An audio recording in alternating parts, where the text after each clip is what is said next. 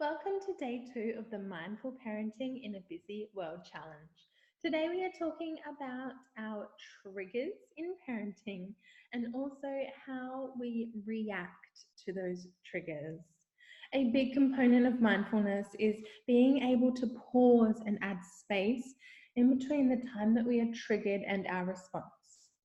I'm sure that we can all agree that parenting is one of the most stressful, demanding, and challenging job roles and can be an uncertain path to navigate. We're not given a parenting manual like many of us wish we were, and so we're left to parent, sometimes in a lonely place.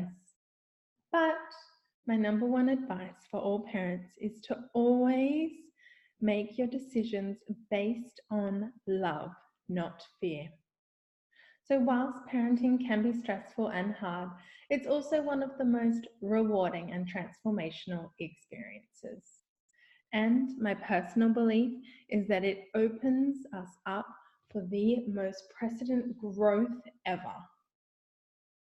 So, it's up to us whether we want to transform our parenting into a positive or negative experience. And if you're here listening to this, then I'm going to guess you're going for the positive route. Now, most parents, when faced with a situation, react quite automatically to their children without consciously paying attention to their response.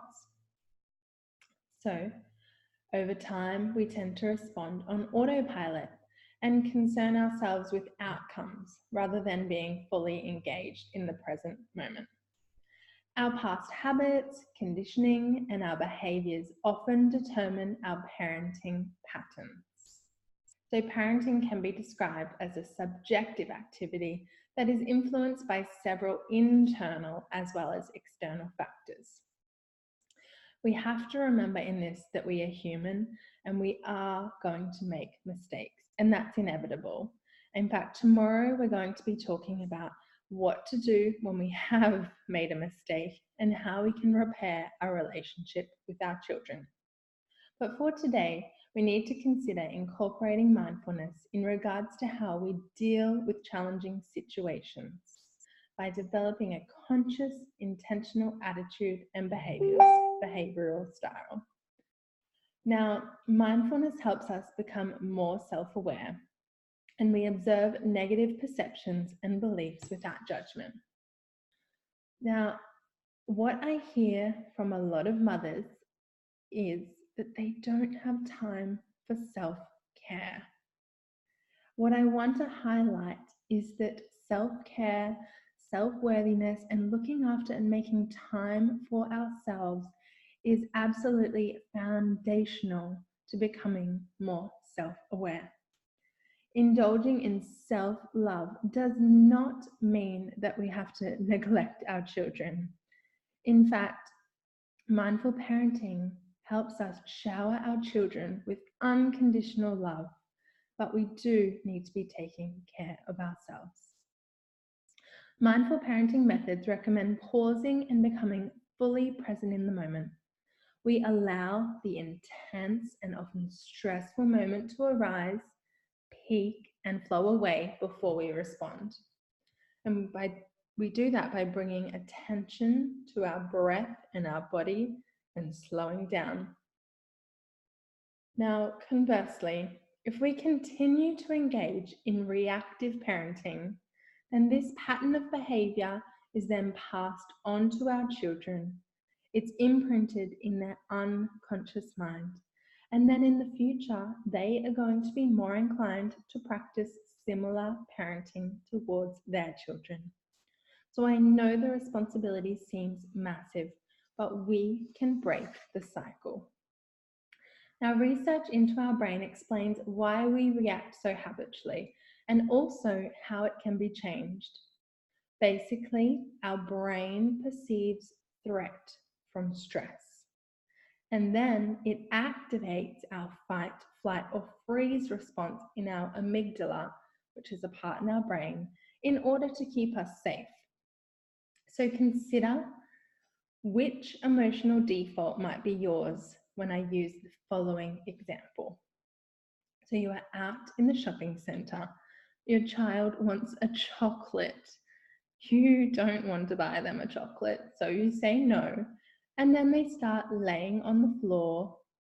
They are chucking a full-on tantrum. They are screaming, they are kicking.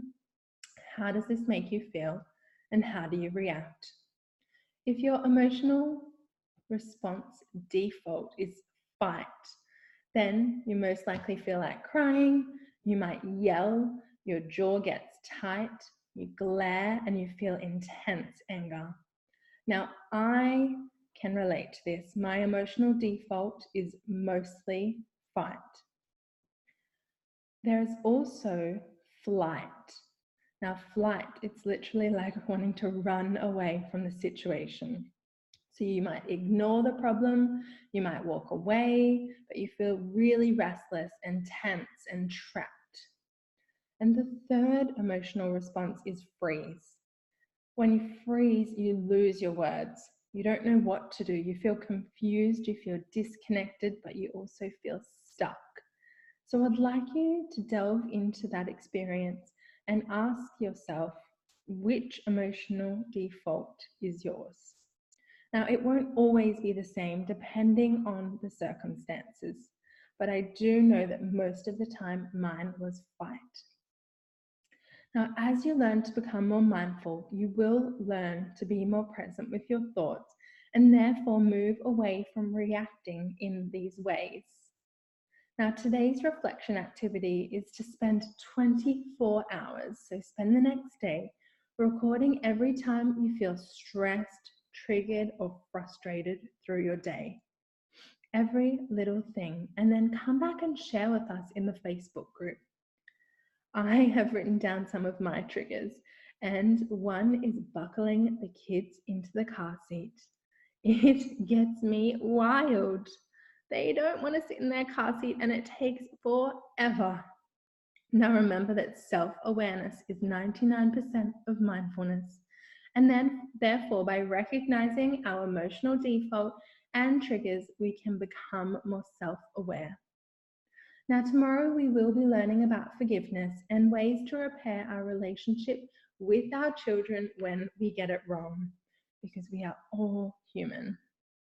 Now, if you are interested in how the brain works, in particular how we can use it to learn new skills or rewire our habits, then I have included a little YouTube video that I found really simple to follow. Anyway, have a beautiful day too. Enjoy your meditation and your reflection activity, and come and share your thoughts in the Facebook.